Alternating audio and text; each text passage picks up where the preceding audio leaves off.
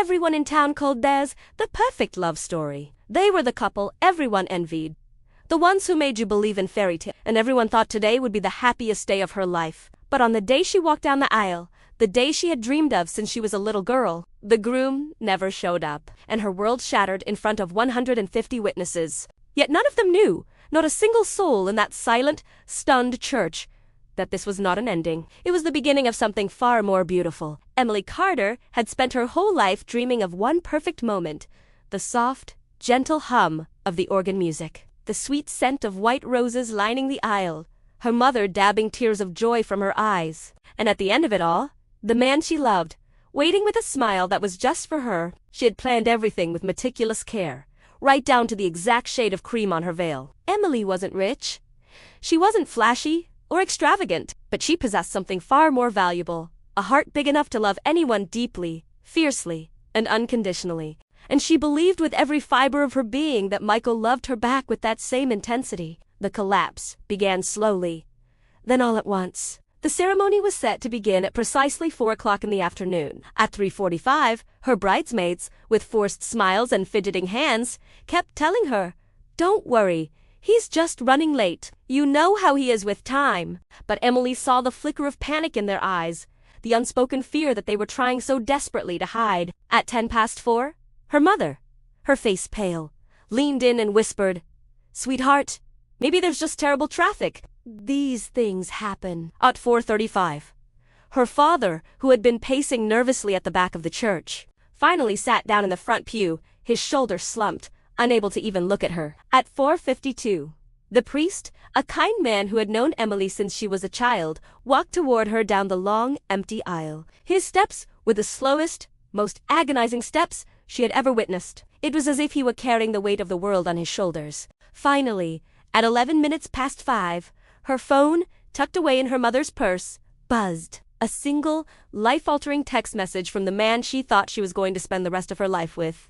It read, "I'm sorry, I can't do this." The words were a physical blow. Her knees buckled. The beautiful bouquet of white roses and baby S breath slipped from her trembling fingers and fell to the cold stone floor. A collective gasp rippled through the guests, and in that moment, Emily Carter, standing alone in her wedding dress, in front of everyone she knew and cared about, became a symbol of public abandonment. No one knew what to say. The silence in the church was deafening, broken only by the sound of hushed, pitying whispers. Some of the guests cried for her. Some, unable to bear the awkwardness and secondhand humiliation, simply got up and walked away, not wanting to watch her world completely unravel.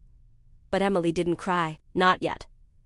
The shock was too profound, the pain too deep for tears. She turned and walked out of the church, her bare feet cold against the floor, her pristine wedding dress, the one she had saved for months to afford, dragged through the dirt and leaves on the steps outside. Black streaks of mascara painted tragic lines down her cheeks. She felt like her entire life, everything she had built and believed in, had just burned down to ashes right before her eyes. She sat on the cold church steps, utterly alone, a bride with no groom, a future with no path. And that's where fate, in its mysterious and often painful way, stepped in. A tall man in a simple, unassuming suit approached her quietly. He was holding a small, modest bouquet of grocery store flowers, bright, cheerful, and completely out of place. He clearly wasn't dressed for a wedding. He didn't seem to know anyone there. He simply looked at her. Not with pity, but with a genuine warmth, real, human warmth that she hadn't felt all afternoon. In a deep, steady voice, he said, "No woman deserves to be left alone like this." She looked up at him, her eyes red and swollen, feeling embarrassed, shattered, barely able to form a coherent thought.